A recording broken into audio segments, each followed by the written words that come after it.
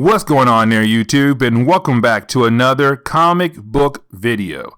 Okay, guys, so we are going to continue our coverage over the Spider-Man The Other crossover event that came out back in the early 2000s. Now, Spider-Man The Other was a way for Marvel to do a new crossover in the early 2000s. Now, this video is going to cover the second half of that storyline, meaning that we're covering part 7 through 12. If you want to see the first half of this storyline, I'll put a link down below to the last video that covers the first half.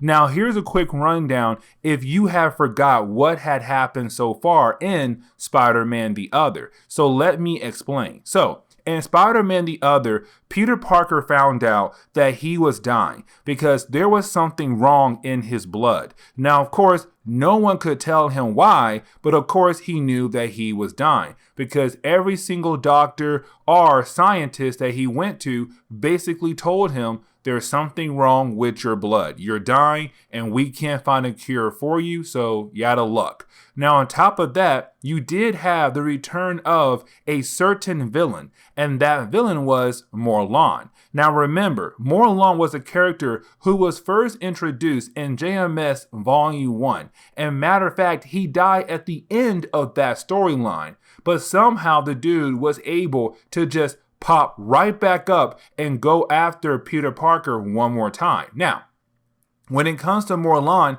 he knows that Peter Parker was dying, and so he waited for the right time to actually attack Peter Parker because he knew that sooner or later, whatever is killing Peter Parker would actually affect his ability to fight. And so with that happening, Morlun knew the right time to attack Spider-Man and then actually killed Spider-Man. Yes, we left off on that cliffhanger right there, with Morlun being able to actually kill Spider-Man and left him on the ground in the middle of New York. Literally, it was a beatdown. And so here is the second half of Spider-Man The Other.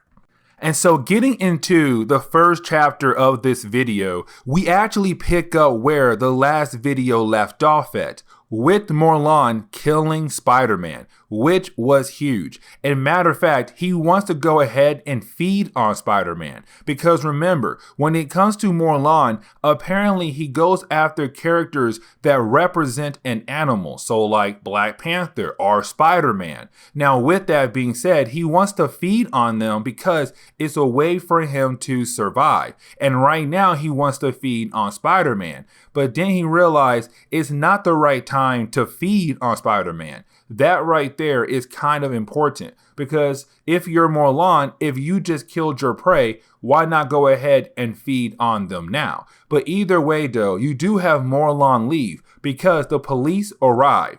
And with the police arriving, they do run over to see who is on the ground dead right now. Is it actually Spider-Man? And of course, they come to find out it is Spider-Man. And when they take his mask off to see who it is, they can't even tell it is Peter Parker because Morlun did a number on the face of Peter Parker. It's so swollen, they have no idea who this man is. Now, here comes the big shocker though. You do have an officer actually tell us that Peter Parker is not dead.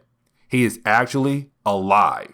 And that right there is huge because now they can rush him to a nearby hospital. Now, of course, with Spider-Man being taken to a nearby hospital, word gets out very quickly. And that word gets right back over to Avengers Tower because you have to remember by this point in Marvel Comics, Peter Parker was an Avenger. He was part of the new Avengers that Brian Michael Bendis was working on. But with that being said, with the Avengers knowing, of course, Mary Jane and Aunt May also find out. Because Peter Parker, Aunt May, Mary Jane, they were all living in Avengers Tower. On top of that, Peter Parker and Mary Jane at this point in Marvel Comics, they were still married. But either way though, of course, with the word getting out that Spider-Man was badly beaten and taken to a nearby hospital, you have Mary Jane, Aunt May, the Avengers, they all run towards a hospital. But at the same time, so did Morlun. because Morlun realized after he beat down on Spider-Man, he wasn't dead. And so with that, you have Morlun getting ready to actually kill off Peter Parker while everyone else is in the waiting room waiting on word on Peter Parker. Is he dead or alive?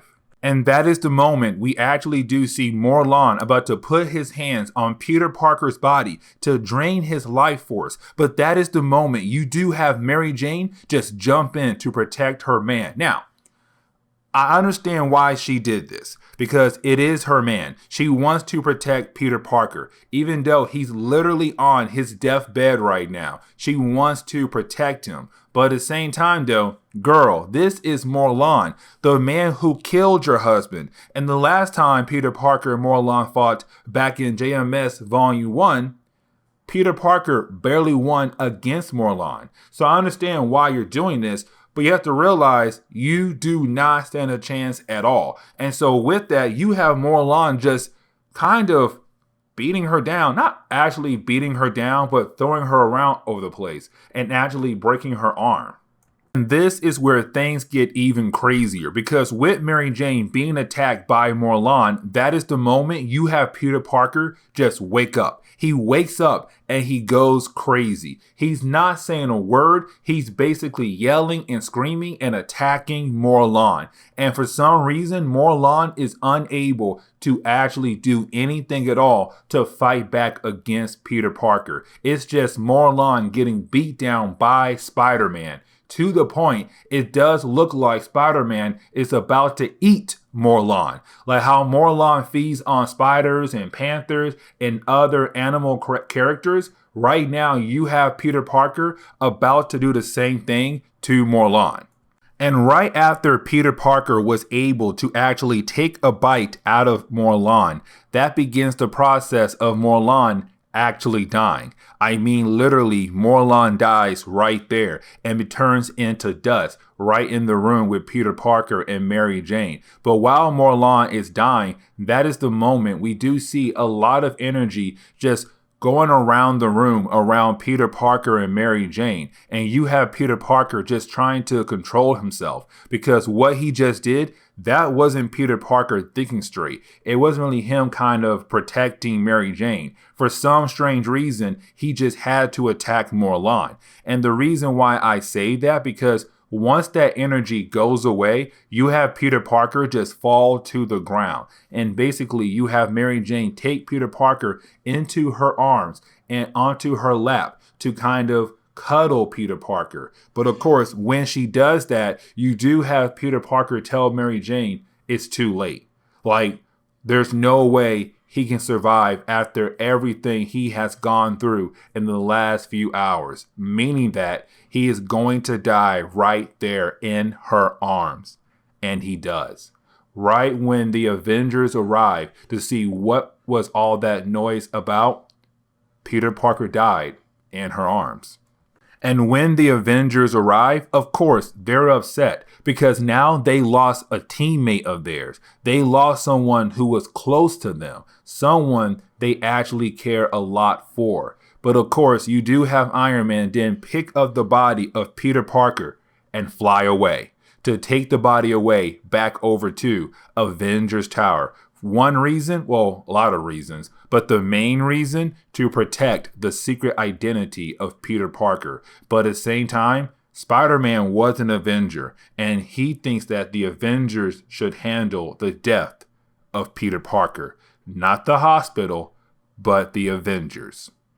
Now, when it comes to the second chapter of this storyline, it is really more about the support characters around Peter Parker. So like Mary Jane, Aunt May, the Avengers, like how are they grieving over the death of Peter Parker? And so with that being said, we actually pick up with Mary Jane telling Aunt May that Peter Parker is dead. And this is huge because Aunt May has lost Uncle Ben. Aunt May has lost the parents of Peter Parker. Aunt May has lost her own parents. And now the boy that she has raised as a son is now also dead. And for her, it's just so hard to believe that Peter Parker is also dead.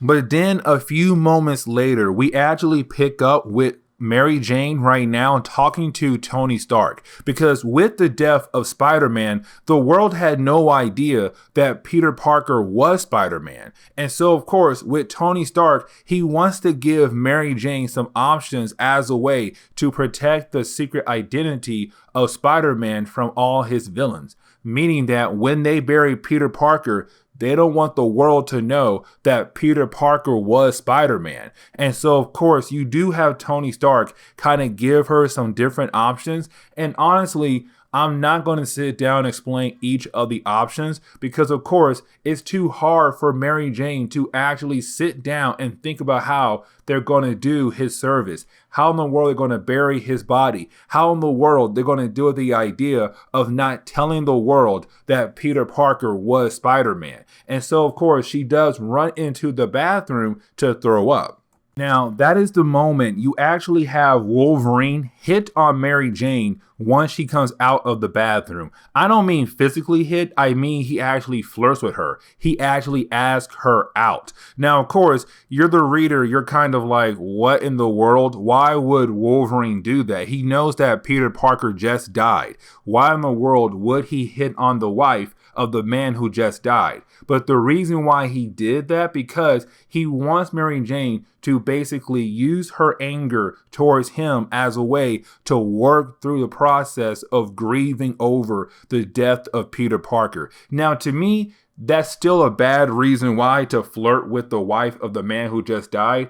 I understand you want to help her get through the grieving process, but that is just still wrong, my dude. But either way, that's what Wolverine does to Mary Jane. But after that, you do have Mary Jane go back over to Tony Stark to tell Tony what she wants to do for the body of Peter Parker, for his service. And that is the moment she does tell Tony Stark that she wants to have a funeral service with all of his friends and family. But on top of that, she wants everyone to know that Peter Parker was Spider-Man. She does not want that secret to die with him. She wants the world to know that this man was a hero. And with that being said, she does walk away from Tony Stark to go comfort Aunt May, because right now Aunt May needs her and she needs Aunt May as a way to work through this process, the death of Peter Parker.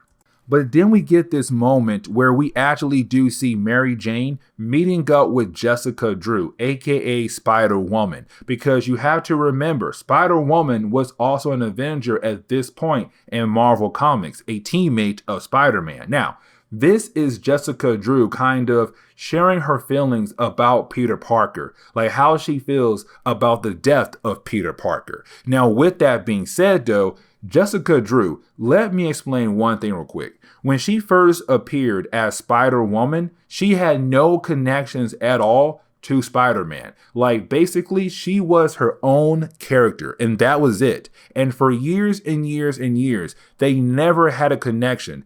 It wasn't really until the year 2000 when Marvel tried their best to build a connection between the two characters, because they're both Spider people. And matter of fact, she even says that when Peter Parker died, she could actually feel his death. And the reason why, because they're both Spider people. And that is why she knew that something was wrong with Peter Parker. It's Marvel kind of saying, hey, we're trying our best to build a bridge between the two characters.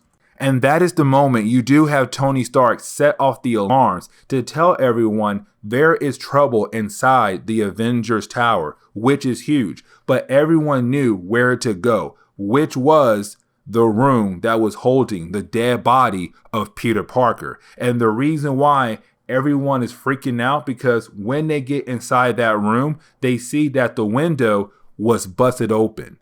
Of course, it was busted open from the inside, but that's not the weird part. The weird part is when they look over to the dead body of Peter Parker, it's no longer just a dead body. It is now a husk. Because apparently something had bust out of Peter Parker's dead body, leaving his old dead body as a husk. And now the big question is, what popped out of Peter Parker's body? Was it Peter Parker or something else? And where did that thing go? Because apparently they broke out the window and went somewhere else. And Tony Stark was able to tell that the window was broken from the inside, meaning that no one broke inside to steal the body of Peter Parker. And so now all our side characters, they have so many questions they need answers to. Now, that is the moment we actually do jump over to a bunch of kids. Now, these kids are actually not important at all for this storyline. Matter of fact, they're just here to tell us something else is going on. And what I mean is that when one of the kids look under the bridge that they were just passing by, he sees something. And what he saw was some kind of cocoon to let us know that, of course, something is growing inside that cocoon. And of course, we know it has to be Peter Parker or possibly something that has connection to Peter Parker. And so getting into the third chapter of this storyline, we actually pick up with the Avengers right now trying to figure out what popped out of the body of Peter Parker, but at the same time, trying to figure out where did that thing actually go to? Because it has to be somewhere in the city. On top of that, they kind of have faith that there could be a possibility it's Peter Parker, that he is alive again. But either way, right now, they're trying to figure out where in the world should they look to figure out what popped out of Peter Parker. But that is the moment we actually jump into the mind of Peter Parker to see that right now he's having some kind of weird dream. And with that weird dream, we do see him right now being confronted by a spider, a huge spider. But of course, while that spider is staring at Peter Parker, you have the spider showing Peter Parker the origin of his life. When he got bit by the spider, the thug that he could have stopped, but of course that thug ended up killing Uncle Ben. It's showing all the big moments of Peter Parker's life, and he's wondering what in the world is going on. What kind of dream is this? But once he goes through all those different moments, and when he throws up, that is the moment he hears something talking to him, and it's coming from the trees, and he's wondering, what in the world is going on? And so that is the moment you have Peter Parker be confronted by a monster-looking creature that's wearing a Spider-Man outfit. Now, this is the moment you actually have Spider-Man the Other build off what JMS was trying to give us back in Volume 1 of his run. Because remember, in Volume 1 of JMS Spider-Man, basically, you have Peter Parker found out that there were other people across the world who had powers like him. Of course, he only met one other person, and that person was Ezekiel. Now, Ezekiel told Peter Parker that when it comes to Peter Parker being Spider-Man, he basically represents the Spider God, because there's different kind of animal gods out there across the world, and they have different characters who represent those animal gods. Now, you didn't have Ezekiel ask Peter Parker one question. When it came to the spider that had bit Peter Parker, what came first, the spider bite or the radiation? Because for Peter Parker, his whole life, he was left to believe that it was the radiation that made the spider give Peter Parker powers. But then you have Ezekiel say, no, that spider was from the spider god. Radiation was just something added onto the spider. And so with that, it kind of flipped the origin of Peter Parker on its head. Now, with all that being said right now, you do have this creature kind of build off that right there to remind Peter Parker that you represent the spider god, that your powers come from the spider god. But then you have the spider say, listen, when you died, the human side died, but not the spider side, meaning that there were two kind of things inside of you, a human and a spider. But the human side was the side that died, not the spider, because the spider side refuse to die. And that is how you're alive right now, because your spider side was able to keep you alive, to give you a new body out of your old body. But Peter Parker, if you want to live and continue on, you have to embrace it. You have to face it. And that is the moment you do have Peter Parker break out of that cocoon we saw earlier at the end of the last chapter, the one that little boy found earlier. And so that tells us that Peter Parker is alive and well. I mean, technically, his dream told us that he was alive and well. But seeing him come out of that cocoon, it definitely says Peter Parker is alive again, all alive and well. And so with that, now he must go back over to Avengers Tower to show everyone that he is alive. And so you do have Peter Parker actually go back to Avengers Tower. And when he does show everyone that he is alive and well. And of course, for Mary Jane and Aunt May, they are so excited because their nephew, their husband, is alive and well. He's back. And the Avengers, they're like, yeah, he's back. And so, of course, they do have a big dinner. But now the Avengers, Peter Parker, Aunt May, even Mary Jane, they all have questions. What happened to you, though, Peter? Because you were dead. Like, you were literally dead on that bed. But then you turned your old body to a husk, made a new body, and here you are alive and well. What happened? There are so many questions, but for right now, they're going to let Peter rest to spend some time with Mary Jane and Aunt May.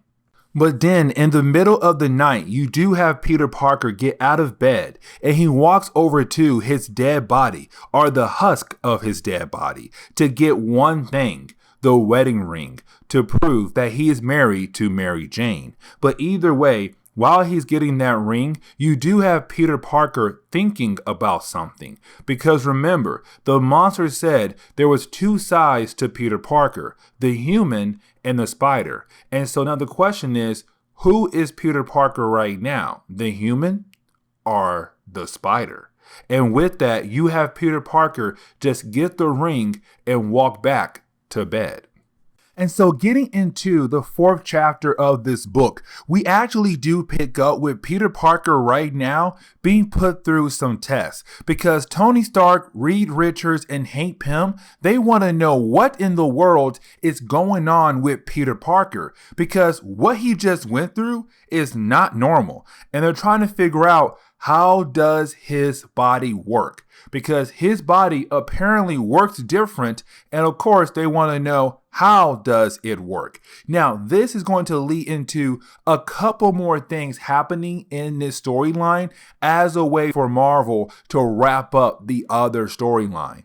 Because we come to find out that you do have a group of scientists that work for Tony Stark looking over the husk of the dead body of Peter Parker to figure out what happened with that body, what in the world was going on with that body. But with that being said, while those scientists right now are trying to figure out what's going on with the husk of Peter Parker, a bunch of smaller spiders apparently came out of the body of the dead body of Peter Parker, and right now they're about to come off the roof and land on the scientists. Yes, you heard that right. A bunch of spiders apparently came out of the dead body of Peter Parker, and they're about to literally crawl all over the scientists who are right now studying the husk of Peter Parker. Now, this is also the moment you have the book remind us that Peter Parker is actually a teacher. And that right there is very huge because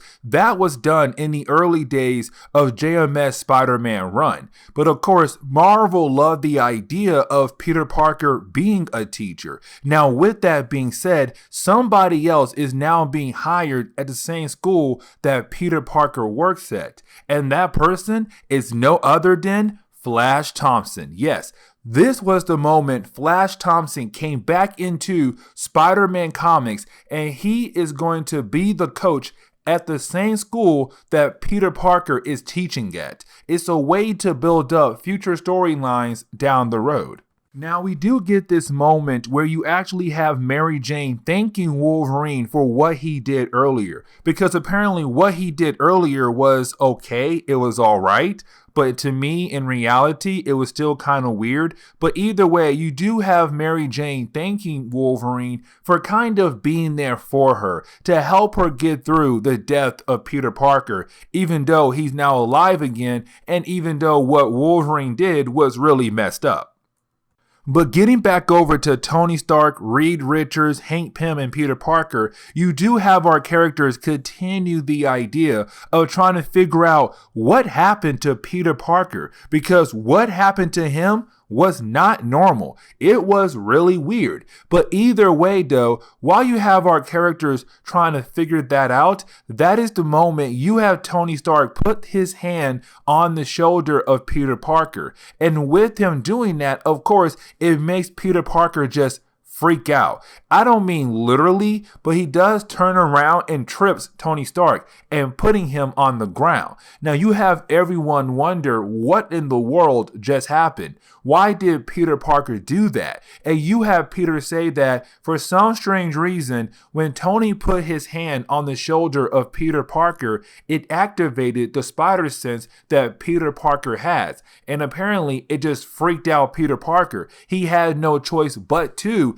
just defend himself, even though Tony Stark was not actually attacking him. And so now it's kind of like, is his spider sense more active now? Has that also evolved as well? But that is the moment you do have Aunt May appear, and it's hilarious because you have Aunt May tell Reed, Tony, and Hank to let her nephew go so that he can actually have some fun.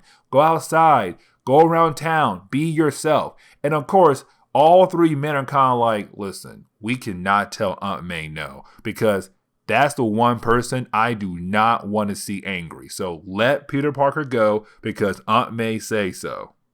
But that is the moment we actually pick up with Peter Parker and Mary Jane. Now, Peter Parker is actually Spider-Man right now. And right now we see him swinging around town while holding on to Mary Jane. Something we have seen so many times in Marvel Comics. And matter of fact, Mary Jane is actually wearing a disguise just in case anybody looks up and see her with Spider-Man. Because a lot of folks know that Mary Jane is married. And the reason why they know that because Mary Jane is a TV star on a bunch of different soap operas. But either way though, while they're kind of just having fun going around town, that is the moment you have Peter Parker Spider-Sense just go crazy. It's so crazy that he basically has to stop and catch himself. And he almost fell to his death with Mary Jane. And of course, you have MJ like, are you dying again? And he says no. He says something set off his spider sense.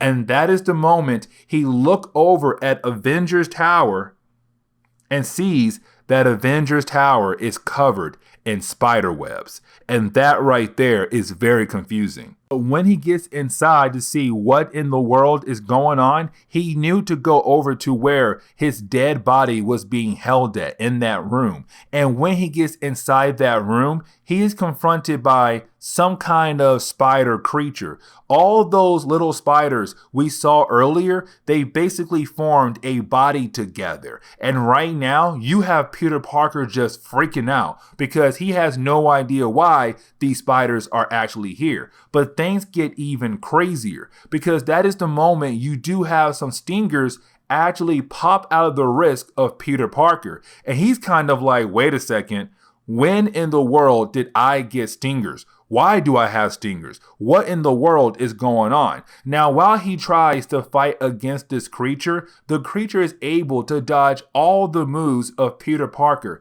to the point you actually have the creature just get away and leave Avengers Tower. But Spider-Man knows he has to chase after that creature to learn what in the world is going on with him and that creature. So getting into the 5th chapter of this book, we actually do pick up with Spider-Man chasing down that random spider creature. Now, of course, we do come to find out that Spider-Man is going to call it a female because the figure the spiders took is a female creature. Now, with that being said, though, you do have Spider-Man begin the process of trying to catch this creature. But of course, he is unable to actually catch the creature. Now, you do have Spider-Man asking the creature questions, but at first, the creature was unable to actually speak. But then you have the creature begin the process of actually talking back to Peter Parker to kind of help Peter understand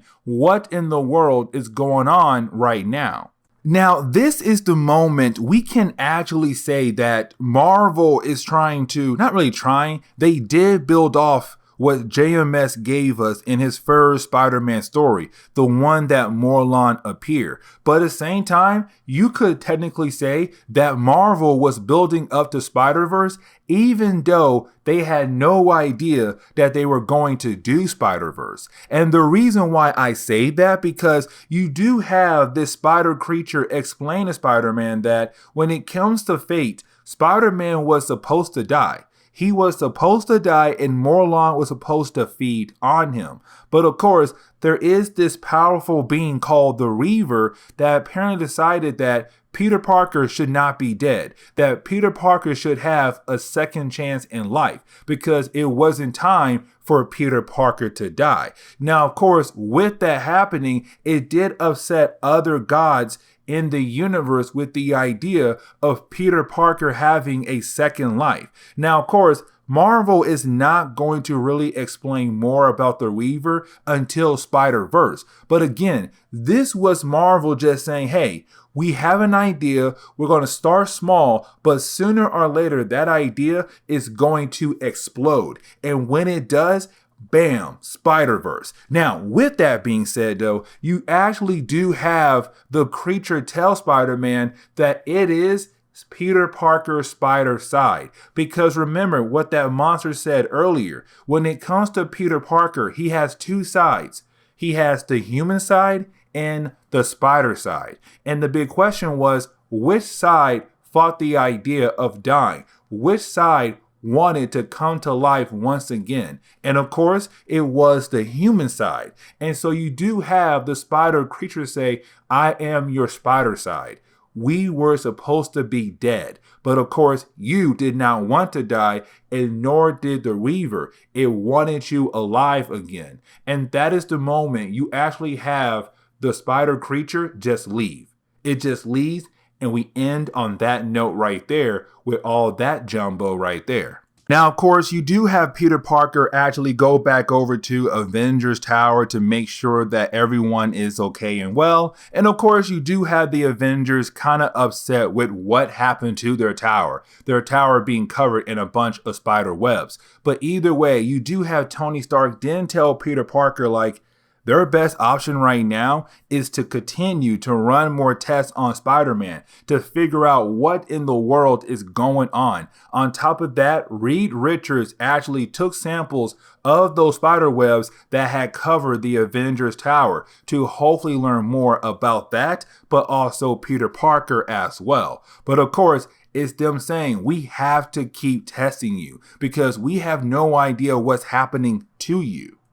But that is the moment we actually do pick up with Peter Parker right now having a conversation with Mary Jane. Now, this conversation is actually very important. And the reason why, because it's Peter Parker telling Mary Jane what death is like. Because he tells her he remembers being beaten down by Morlun over and over and over again. But on top of that, he says he remembers everything going black and then seeing a bunch of lights. And he knew when he saw those lights, he knew he was dead. But then he was brought back to life. And now with that spider creature telling Peter Parker that apparently you were supposed to be dead. You were supposed to feed Morlun. But some kind of God felt like it was not your time and brought you back to life. it's so hard for Peter Parker to wrap his mind around that, because that is not something so easy to understand. That right there is so hard to go through, that in reality, you should be dead in the ground, but you're not, because some God has a plan for you. And what that plan is, who knows? And so Peter Parker is having a hard time going through that kind of process. Now, we do see Peter Parker actually go over to Doctor Strange's house. Now, the reason why, because remember, in our last video, when Peter Parker found out that he was dying, he was trying to find a cure. And with that, he went to the smartest minds across the earth. Reed Richards, Bruce Banner, Hank Pym, T'Challa, all those characters, to see if they're able to actually find a way to save his life. But they all kept saying no, left and right. And so with that, he went over to Doctor Strange to see if magic could help him. And you had Strange tell Peter Parker that there was some kind of curse on him, and that curse was going to kill Peter Parker. And so picking up right now, it's Peter Parker coming back over to Doctor Strange to ask him more questions about the idea of some kind of magical being or cosmic being actually being able to control the life of Peter Parker, to decide if he should be dead or alive. And that is the moment you have Doctor Strange tell Peter Parker that when it comes to Peter, yes, he's involved in some kind of cosmic being. And right now, he is at the center of a lot of different things. But of course, Doctor Strange can't tell Peter Parker what those things are. And so for now, it's just Marvel saying, hey, sooner or later, we are going to explain all of this. But for right now, we're not going to. But then we pick up with Peter Parker outside on the balcony thinking to himself. Now, real quick, by the way, Peter Parker is wearing a New York Giants jacket. And with that being said, I like it because I am a huge Giants fan. And so with that being said, I'm kind of like, hey, I'm hoping you're a fan, but you're not just wearing that jacket because you're in New York. But either way, though, you do have Peter Parker right now kind of thinking to himself about the idea that he was supposed to die, that he should be no longer on this earth. But of course, some God said, no, Peter Parker, you deserve a second life. Get back out there and do your thing. Now, that God does have its own plans, but of course, Peter Parker does not know those plans. Now, with that being said, though, you actually do have Aunt May walk out. And you have Aunt May doing the Aunt May thing, being that mother for Peter Parker by telling him, hey, listen, I know what you're going through. Like, I don't understand it, but I know what you're going through, and it's not normal. With the idea of you should be dead, not here on this earth, that you should be long gone. But of course, you were given a second chance. And right now, maybe, just maybe, the reason why you got that second chance because your story is not done yet. But on top of that, you have more things to prove to the world and to me as well, as a hero, as a nephew, as a husband. And so with that being said, you should cherish the moment with the idea that you were given a second life. Because really, most people don't get that life. Think about your Uncle Ben. He was not given a second chance. He is still gone. So you should cherish this moment and keep pushing forward and be the hero that you are. Now, we do get into the last chapter of this storyline. And really, the last chapter of this storyline is really more of the idea of, is Peter Parker actually Peter Parker? And what I mean is that you do have Tony Stark continue to run more tests on Peter Parker. But while those tests are being run, you do have Tony Stark say, it is amazing that you have the memories of the other Peter. And you have Peter Parker realize that Tony Stark said that. And he's wondering, why did Tony say that? And you have Tony say, listen, you have to understand what's going on. You were dead, and then a brand new version of you pops out of your old body, and now we're supposed to believe that you are the same Peter Parker? How do we know you're not some kind of clone or some kind of recreation of the Peter Parker that we all know and love. Like, you have to understand how this could be to us. Yes, you're saying you're Peter Parker, but are you really the original Peter Parker?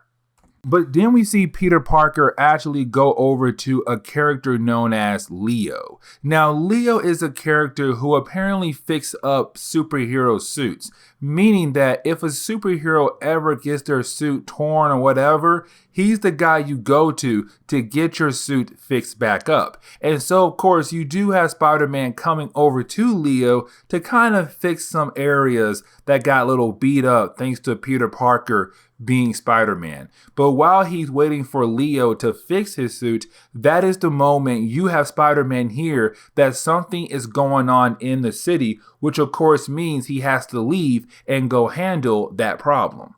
Now, this is the moment you actually have Marvel kind of explain that when it comes to the powers of Peter Parker, his powers had actually evolved. And that is a good thing, but bad thing at the same time.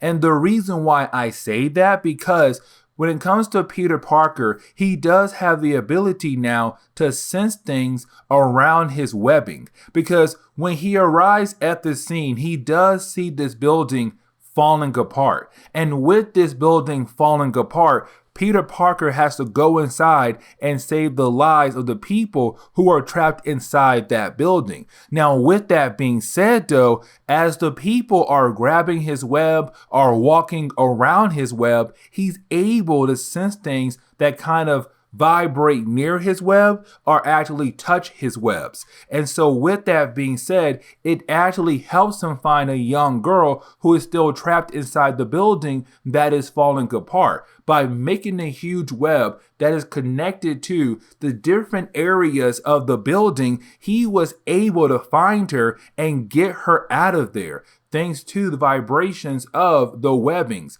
And so with that, he pulls her out and the day is saved. But that is the moment he realized that he has evolved, that he has gotten better, but he has evolved into a spider even more.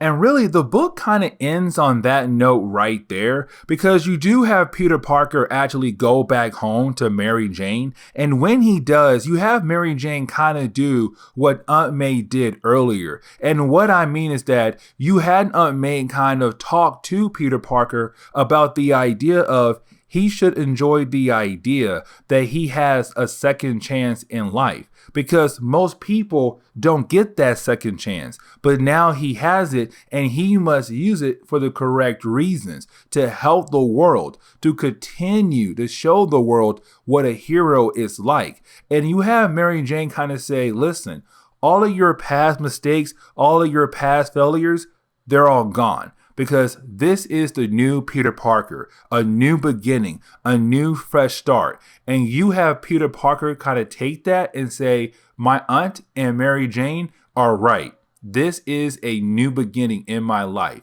And so, of course, he does kiss Mary Jane. But then the next page, we actually see Tony Stark working on something new for Spider-Man. And of course, that new is the Iron Spider suit that we see in Civil War.